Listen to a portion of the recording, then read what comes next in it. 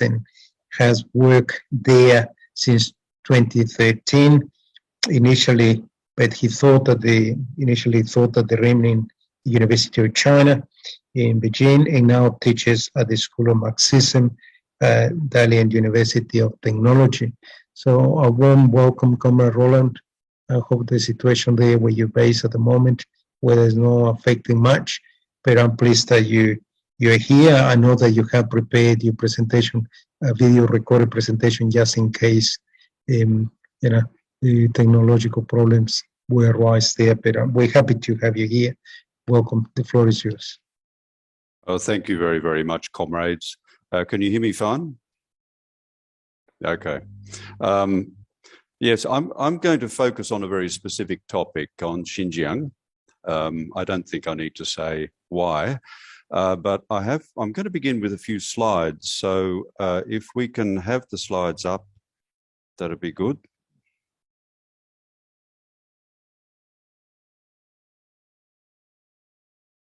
Is Dennis there? Dennis, can we upload the thank you.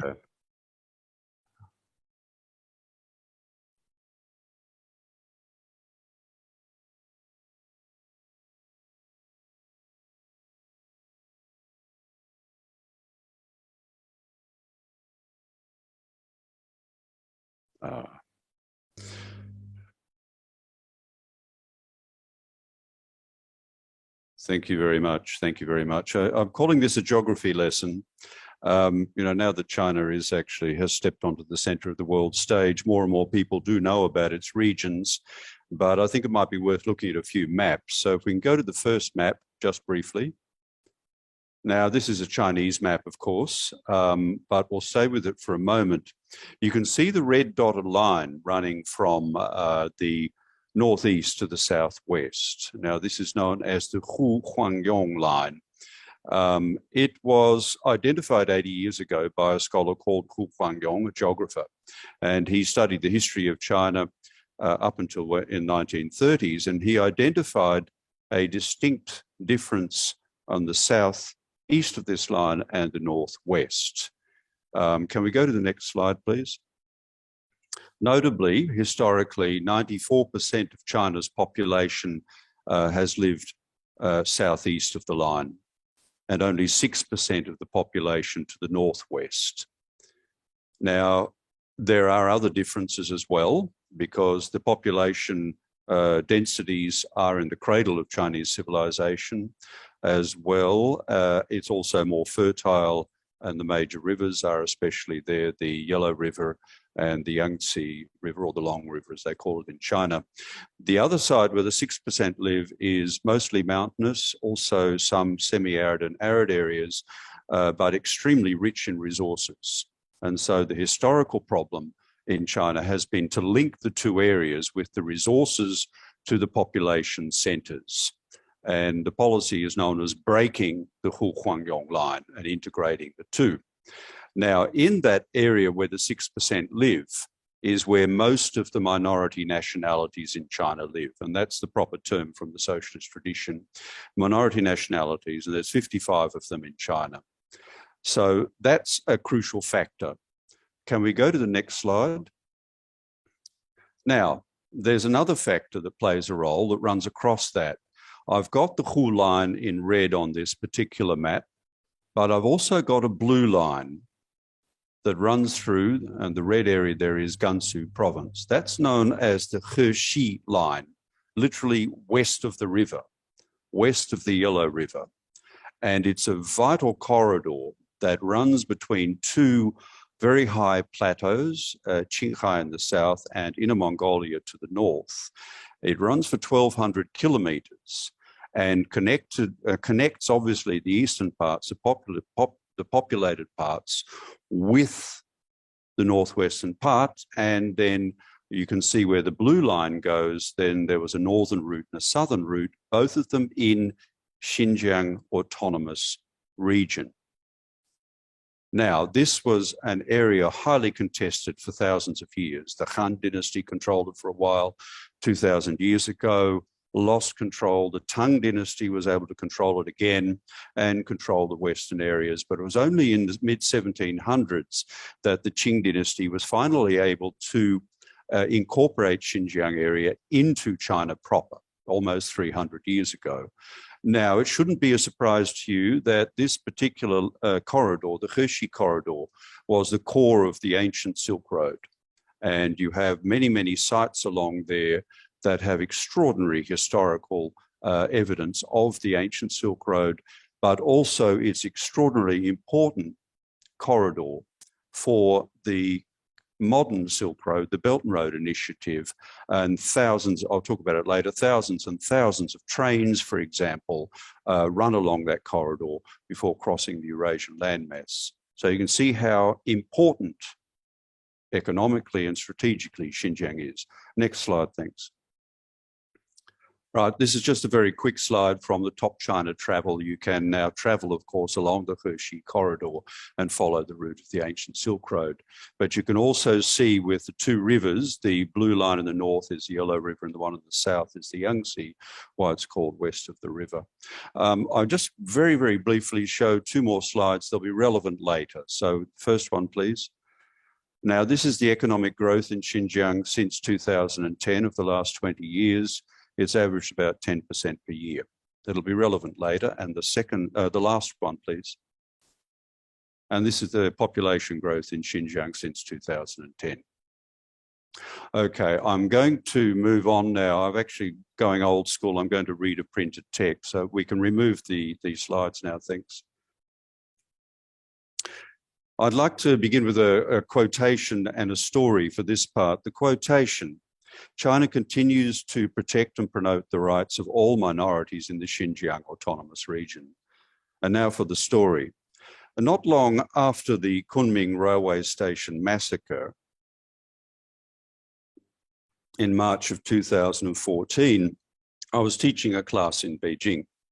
Now, the massacre was perpetrated by about a dozen Uyghur terrorists who killed 31 people with knives and injured 140 others. And it was just one of thousands of such incidents over that 20-year period. In my class was a young Uyghur student.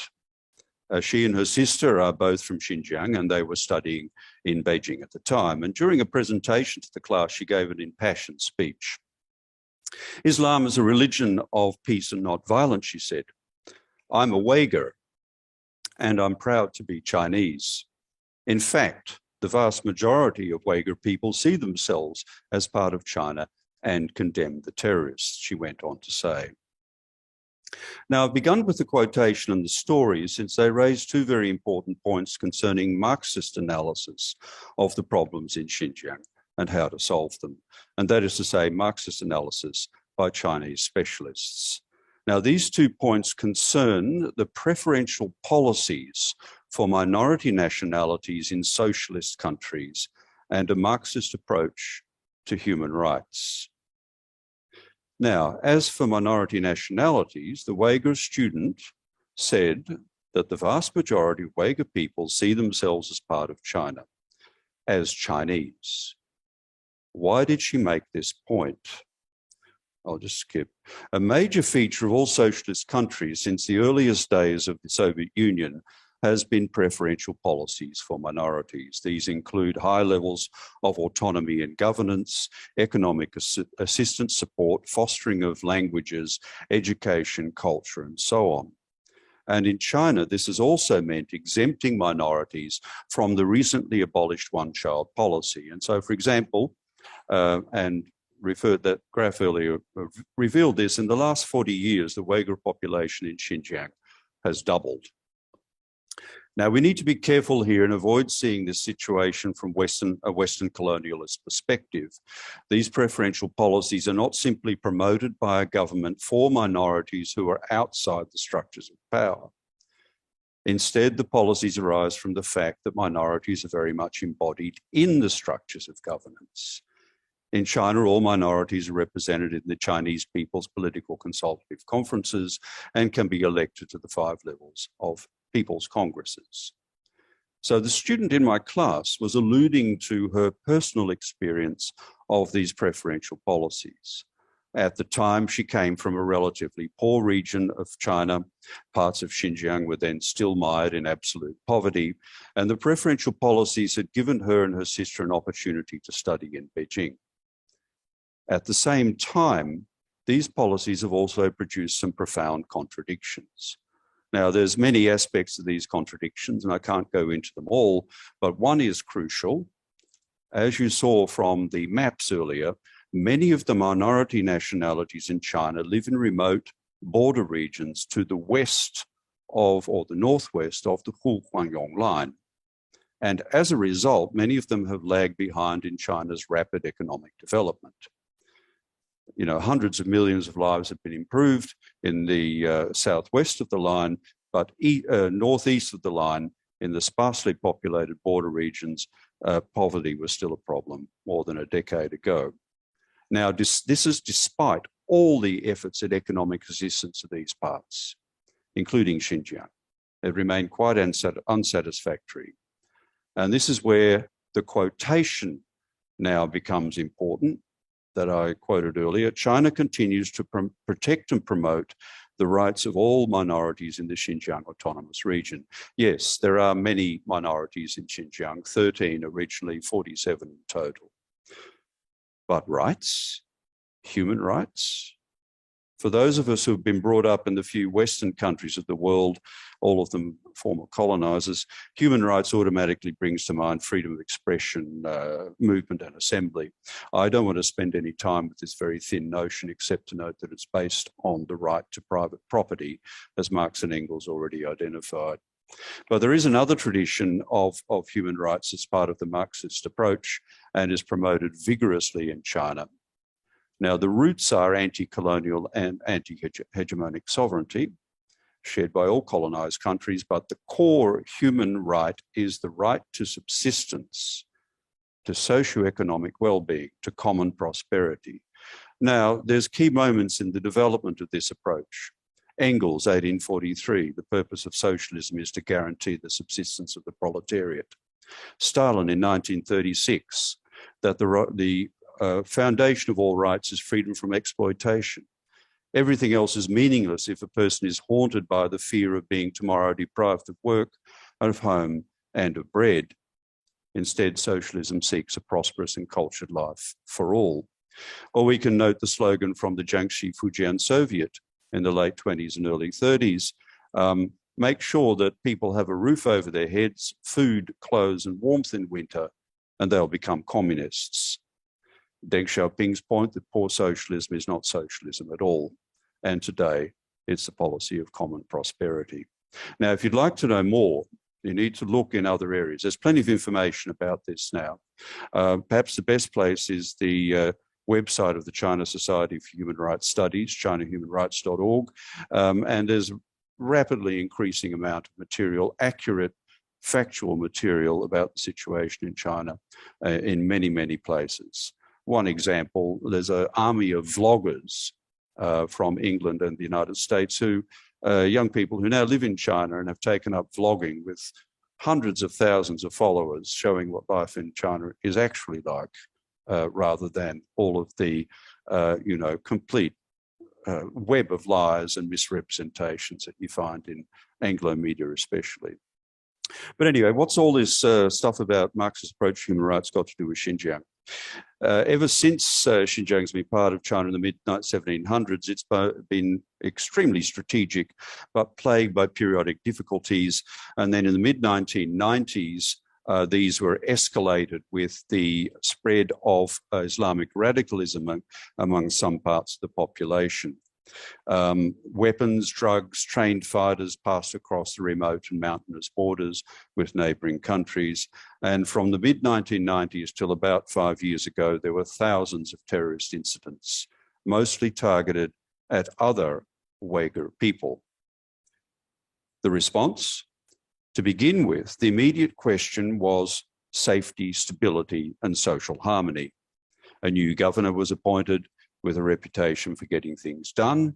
And as a result, for the last 5 years or so, there have been no terrorist incidents. But how is this Marxist achieving social stability is simply a prerequisite for economic development. The analysis by many scholars and policymakers was that the root cause of the unrest and difficulties in Xinjiang was endemic poverty, especially outside the cities. With limited job opportunities, young people especially would be attracted to extremist views and engage in separatist and terrorist activities. And as a result of these conclusions, many angles were developed, and these require long-term devoted work to improve the socioeconomic conditions. Quality of education was improved so as to enable young people to find jobs. And this, of course, includes ideological education in Marxism, and especially among the Uyghur, also in religion, believe it or not. Some of the main teachers are, in fact, imams. There were job opportunities increased for young men and women, and incomes have been rising at around 10 to 15% per year. Further, young CPC members volunteered to work in poor villages, so to develop targeted programs in light of concrete conditions, so people could be lifted out of poverty.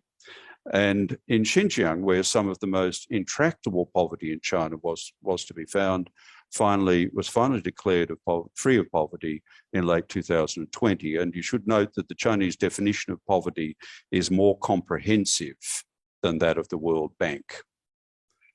Now, the most significant project here is the Belt and Road Initiative, launched in neighbouring Kazakhstan in 2013. Now, I think we know that the BRI has many dimensions, but Xinjiang, as those maps should have showed, is a linchpin. Nearly all of the long-distance freight trains running across the Eurasian landmass, and there are thousands of these trains now run through Xinjiang. As a hub of the new Silk Road, Xinjiang's economy has been booming.